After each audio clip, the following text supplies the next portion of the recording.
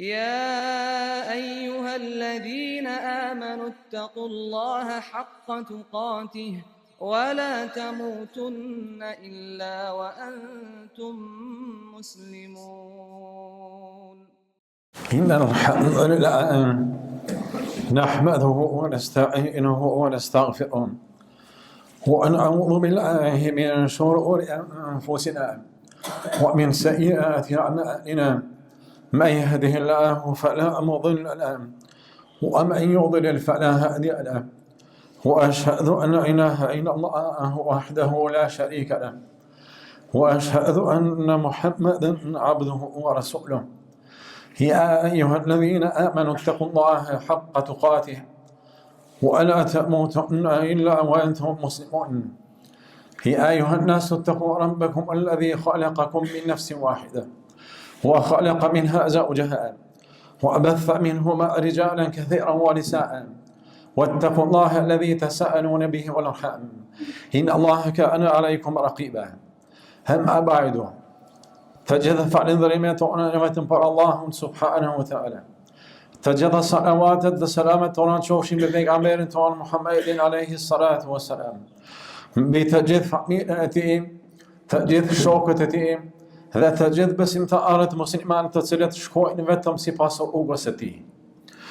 Të ndashëm vllazën, me të vërtet kur njeriu e ka aftësinë për të kuptuar çështjet saktë, për të kuptuar çështjet ashtu si duhet, me të vërtet ai person e ka një begati të madhe me të cilën e ka beqatuar Allahu subhanahu wa taala. Sepse nëse personi arrin mi kuptu gjërat ashtu sakt si që duhet, ai ka arritur që të sillet sakt me njerëzit. Sepse vetëm një person i cili kupton si duhet, arrin që të trajtoj njerëzit si duhet. Dhe këtë shohim si fakt nga fjalët e njerëzve. Kur ata dëshirojnë ta vlerësojnë një person, ata thojnë me të vërtet është personi i cili kupton. Po pastaj personi i cili ka aftësinë për të kuptuar sakt, ai arrin për ta kuptuar realitetin e kësaj bote. Ai arrin edhe për ta kuptuar realitetin pse Allahu e ka sjellë në këtë tokë. Sepse një pjesë e madhe e njerëzve, apo mos them shumica e njerëzve, nuk e kanë kuptuar realitetin pse jetojnë. Nuk kanë arritur që ta kuptojnë pse Allahu i ka sjellë në këtë tokë. Dhe me të vërtet personi i cili ka këtë aftësi për të kuptuar fenë e Allahut, ai me të vërtet e ka begatinë më të madhe me të cilën Allahu e ka begatuar. Sepse me të kuptuarit e sakt, ai arrin që të dallojë të saktën nga e pasakta. Ai arrin që të dallojë të vërtetën nga e pavërteta. Ai arrin që të dallojë e cila është e dobishme edhe e cila është e dëmshme. Për këtë arsye ne shohim se pejgamberi alayhi salatu wasalam ka thënë në hadithin e tij: "Men yuridillahu bihi khairan yufaqihu fi din." Ai person të cilit Allahu ja ka dashur të mirat e shumta, atij personit që Allahu ja ka dashur të mirën, i ka dhënë aftësinë për të kuptuar sakt. Dietari i Islamit Ibn Qayyim, Allahu mëshiroft, thotë, nëse një person e ka niyetin e sinqert, dhe Allahu ja ka dhënë aftësinë për të kuptuar sakt gjërat, atëherë thotë këtij personi Allahu ja ka jap të gjitha të mirat. Mirë, po në këtë aspekt kur flasim për aftësinë e njerëzve për të kuptuar sakt, ne shohim se ata kanë ndallimin mes veti. Ka persona të cilët kuptojnë sakt. Ka persona të cilët kuptojnë shumë shpejt. Mirë, po ka persona të cilët kuptojnë më pak. E ka prej tyre që nuk kuptojnë hiç. E ka prej atyre që kuptojnë krejt më rapsht. Pra kështu janë njerëzit, të tillë janë. Dhe për këtë arsye kemi shembuj të shumtë në Kur'an dhe në fjalët e pejgamberit alayhi salatu wassalam. Allahu fuqiplot na ka përmend në Kur'an një ngjarje në rastin e Sulejmanit e Davudit. Këta të dytë kanë qenë pejgamber. Pra Sulejmani ka qenë djali i Davudit. Dhe të dytë Allahu i ka ngritë me pozitën e pejgamberit. Në një situatë të caktuar, dikush për njerëzve kanë pas mos pajtime. Dhe kanë shku për të gjykuar të Davudi edhe të Sulejmani. Atëherë Allahu në këtë rast thotë فَفَهَّمْنَاهَا سُلَيْمَانَ وَكُلًّا آتَيْنَا حُكْمًا وَعِلْمًا. Allahu thot, kur ata kanë shkuar që të sqarojnë mos pajtimet e tyre të Davudit dhe të Sulejmanit, Allahu thot, fafahhamnaha Sulejman. Sulejmanit ja ka dhënë aftësinë që të kuptojë më drejt këtë çështje. Pra të dytë kanë qenë pejgamber, mirë po Allahu njërin e ka veçuar, sepse njëri prej këtyre dy pejgamberëve e ka pas aftësinë me kuptu më shumë se sa tjetri. Po pastaj e shohim në jetën e sahabëve, rasti Omer radiallahu ta'ala anhu e ka afruar afër vetes Abdullah ibn Abbasin. Dhe Abdullah ibn Abbasi ka qenë një person prej shokëve të pejgamberit i cili ka qenë në moshë të re. Mirë po Omeri, si udhëheqës i shtetit, e ka ofruar afër vetes.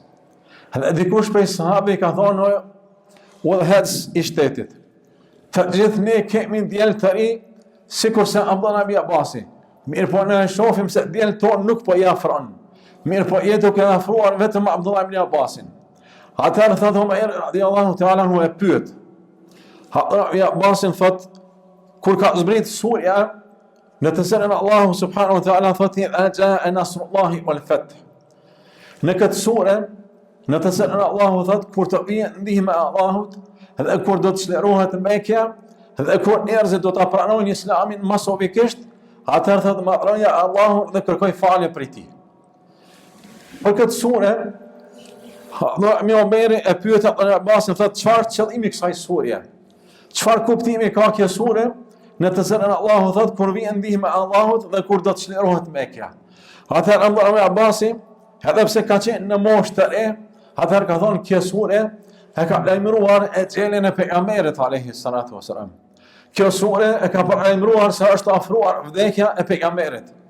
Sepse kur do të vijë ndihma e Allahut, dhe kur do të çlirohet Mekja, dhe kur do të plotësohet feja, dhe kur do të plotësohet zbritja e Kur'anit, atëherë vetëm se kuptohet se pejgamberi e ka përkryer rolin e tij. Atëherë shohin se pejgamberi e ka kryer detyrën e tij, edhe nuk ka më gjë tjetër vetëm se ta përmendoj këtë botë. Atëherë kjo sure e ka përemruar këtë. Mirë po Abdullah ibn Abbasi, edhe pse ka qenë i ri, e ka kuptuar sakt qëllimin e kësaj sure. Atëherë Omeri thot, për këtë arsye e ka afru afër vetes, sepse ky është një person i cili i kupton sakt çështjet. Po pastaj e shohim një prej dietarëve të Islamit, i cili ka pas përardhje nga Kosova. Mirë po ai ka jetuar në Siri, i cili ka jetuar në Damask. Dhe ai tregon Abdul Qadir al-Auti, Allahu më shëroft, në një incizim të tij tregonte se kur ka qenë fëmijë, atëherë thot në Damask jemi të buar shqiptarët çdo ditë. Dhe në një situatë të caktuar thot ata kanë filluar me lexuar me vlydhin. Atëherë thot unë kam qenë fëmijë.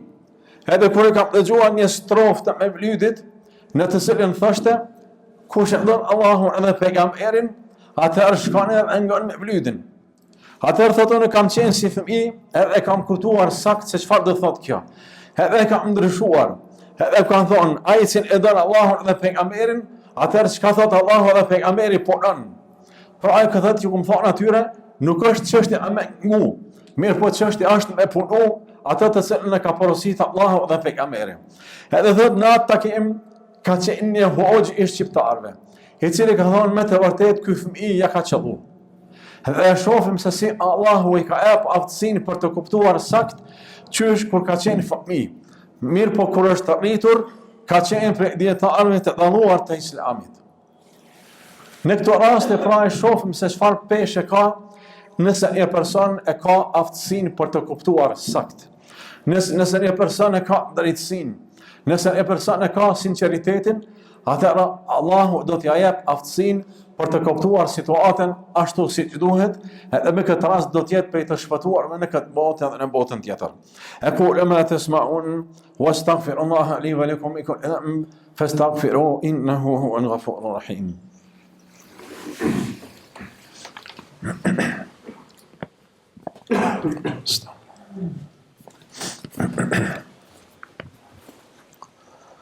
الحمد لله على إحسانه والشكر على توفيقه وامتنانه وأشهد أن لا إله إلا الله وأشهد أن محمدا عبده ورسوله. kur po flasim për aftësinë e të kuptuarit të saktë, ne i shohim se shumica e problemeve, shumica e përçarjeve të cilët kanë ndodhur, me të vërtetë kanë ndodhur për shkak të paaftësisë për të kuptuar saktë çështjet. Sepse ka dikush që e kupton saktë, kurse ka tjetri që nuk e kupton.